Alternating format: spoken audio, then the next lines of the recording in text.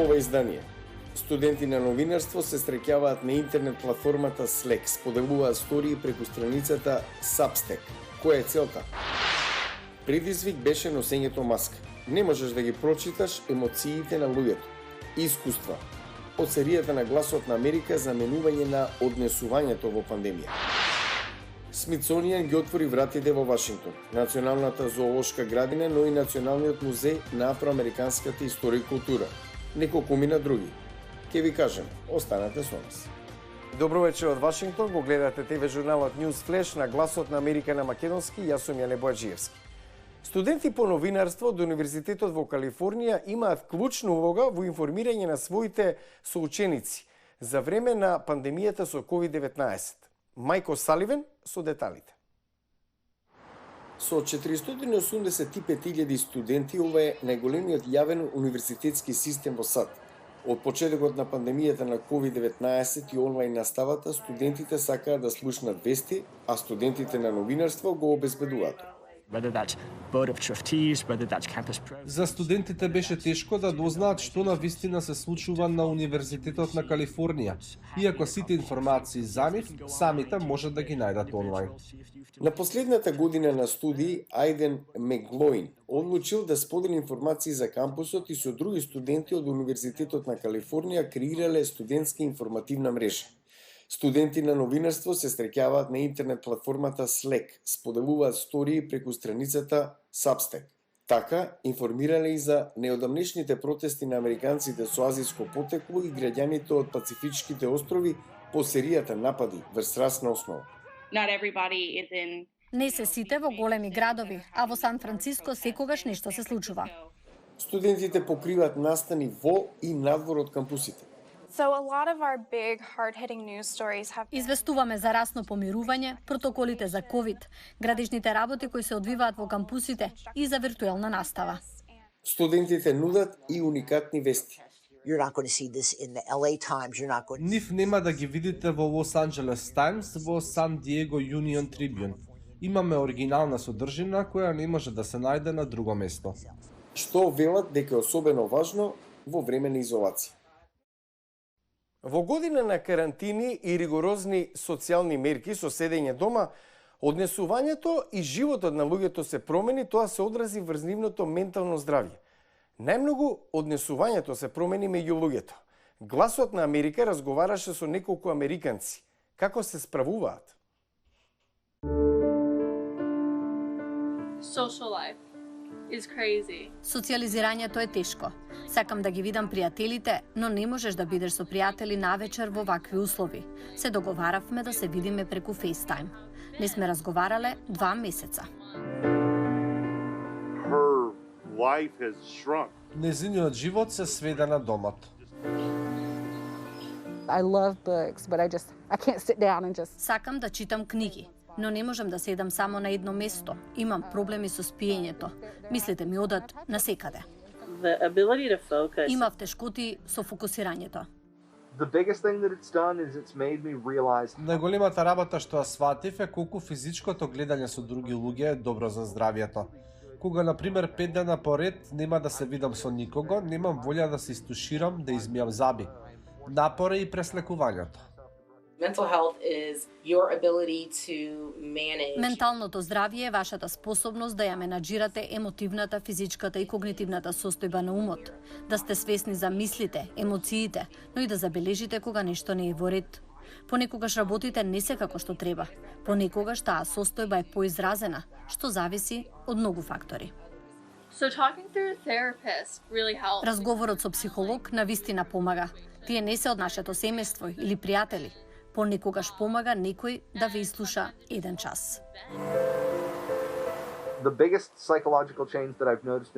Најголема психолошка промена што забележав кај себе од почетокот на пандемијата е осаменоста. Јас сум многу дружелюбив. Тешко ми беше да не се гледам со луѓе, да немам интеракција освен преку електронски уреди. Секој го гледа другиот како извор на опасност ако сме премногу близу. Предизвик беше и носењето маска. Не можеш да ги прочиташ емоциите на луѓето. Понекогаш не ги препознаваш. Бев во категоријата луѓе кои беа сметани за клучни. За мене тоа беше добро. Го искористив тој благодет да им помагам на други кои страдаа, кои беа на работа да го изгубат домот или автомобилот. The one thing that has grown the most with me is I've grown farther more into my faith. Една работа забележав. Станав порелигиозна. Станав поблиска со Господ. И благодарна сум за затоа што ова е ужасно време во светот. Верувам дека по сите лоши работи доаѓа доброто.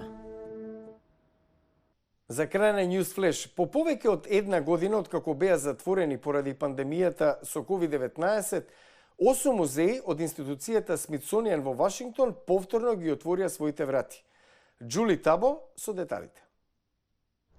Центарот Удвар Хази на Националниот музеј за воздухопловство и вселена, кој се наоѓа во Шантили во Вирџинија, повторно ги отвори вратите од како лани затвори поради пандемијата. Тој е прв од 8 музеи во мрежата на Смитсонијан кои се отвораат овој месец со примена на мерки за заштита од пандемијата, како ограничување на бројот на посетители и закажување, употреба на маски и социјално дистанцирање. Центарот Удвар Хази е поголем од другиот дел на Националниот музеј за воздухопловство и вселена, кој се наоѓа на Националното шеталиште во Вашингтон. Има големи експонати, големи летела кои не може да бидат изложени во објектот во градот. Представува поинаков формат налик на хангар, каде што може да се прикажат подобро. За прв пат се изложени два историски експонати, за да се одбележи повторното отворање на музеот, како и 60 годишнината од првиот американски лет во вселената. Авион борец F-18, кој бил од познатата летачка ескадрила Сини ангели, како и капсулата која го однесе првиот американец во вселената и која помогна во изградбата на американската вселенска програма. Додавањето нови експонати во изложбите, како и набавките како она на авионот од Сините ангели и капсулата Слобода 7, ни овозможува да ги раскажеме овие големи приказни. Изложени се и Lockheed SR-71, наречен Црна птица, кој е најбрзиот млазен авион во светот, Space Shuttle Discovery, кој е најстариот Space Shuttle кој се уште постои, и Енола Б, авионот Б-29, која фрли атомската бомба врз Хирошима во Јапонија за време на Првата светска војна. Посетителите од сите возрасти уживаат и во новото и во старото. Нашата внука го сака местово, отворен простор, многу авиони, трча наоколу, ја гледа историјата. Има само 3,5 години и веќе е информирана за оно што го направиле некои од овие авиони. Тоа е неверојатно. Само сакавме да излеземе зашто бевме затворени дома за време на COVID, за децата да излезат надвор, да дојдат во музеј и да ги видат овие неверојатни авиони. Обожаваме да ги гледаме авионите, неколку сме ги виделе Сините ангели како и летаат и убаво да ја видиме историјата и различните авиони кои се користеле низ годините. Ова може да ги поттикне децата да станат пилоти или дури и астронаути. Уште 6 музеи од мрежата на Смитсонијан, како и Националната зоолошка градина, треба да се отворат до крајот на месецот. Тие се Националниот музеј на афроамериканска историја и култура, Националната галерија на портрети, Музеот на американска уметност, Галеријата Ренвик, Националниот музеј на американска историја и Националниот музеј на американските индијанци. Од секогаш сум велел дека може многу да се каже за една нација по она што таа се сеќава, а уште повеќе по она што го заборава.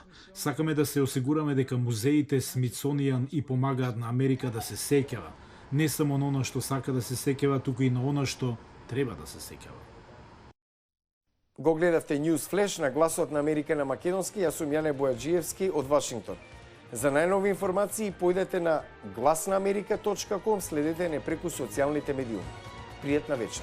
Се гледаме.